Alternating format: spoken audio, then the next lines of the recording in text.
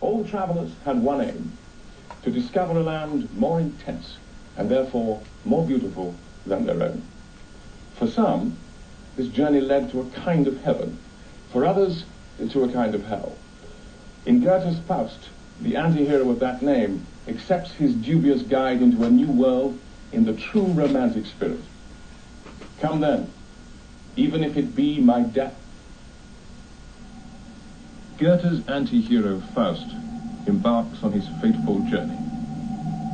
I have given myself to magic, to see if the spirit may grant me to know through its force and its voice full many a secret, may spare the sour sweat that I used to pour out in talking of which I know nothing about, may grant me to learn what it is that girds the world together in its inmost being, that the seeing its whole germination, the seeing its workings, may end by traffic in words.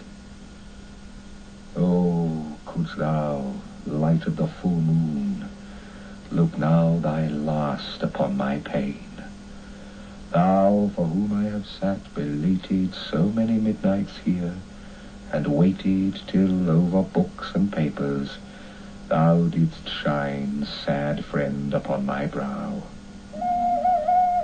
Oh, am I stuck in this jail, this goddamned dreary hole in the wall, where even the lovely light of heaven breaks wanly through the painted panes, cooped up among these heaps of books, gnawed by worms coated with dust, retorts and canisters lie pell-mell, and pyramids of instruments, the junk of centuries, dents and mat your world, man. World. They call it that. Away. There is a world outside, and this one book of mystic art which Nostradamus wrote himself, is not this adequate guard and guide? By this you can tell the course of stars. By this, once nature gives the word, the soul begins to stir and dawn. A spirit by a spirit heard. Spirit, unveil thyself. My heart. Oh, my heart. How it tears. And how each and all my sense seem burrowing upwards towards new light, new breath. I feel my heart has surrendered.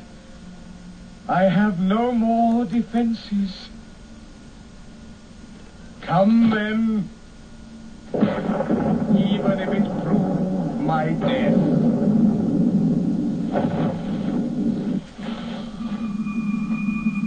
The symbolic figure of Dr. Faust, the magician in search of himself who sold his soul to the devil, haunted Goethe all his life. The story itself is not original. Goethe would have seen the basic story of Faust acted out in the puppet theatres that were a fashionable sideshow in Frankfurt, his native town. And Faust himself did once exist, towards the end of the 15th or at the beginning of the 16th centuries. But Goethe made Faust into a universal myth. Goethe begins to work on a drama hinged on the character of Faust.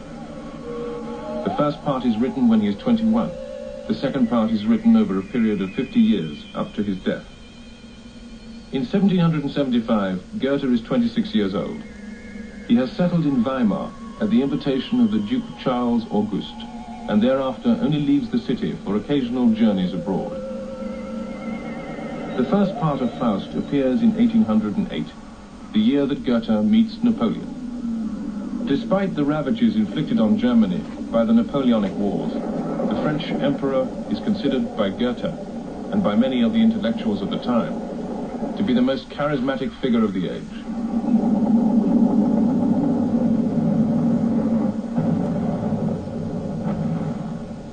And for the author of Faust, the prodigious political genius of Napoleon connects with the superhuman powers of his hero.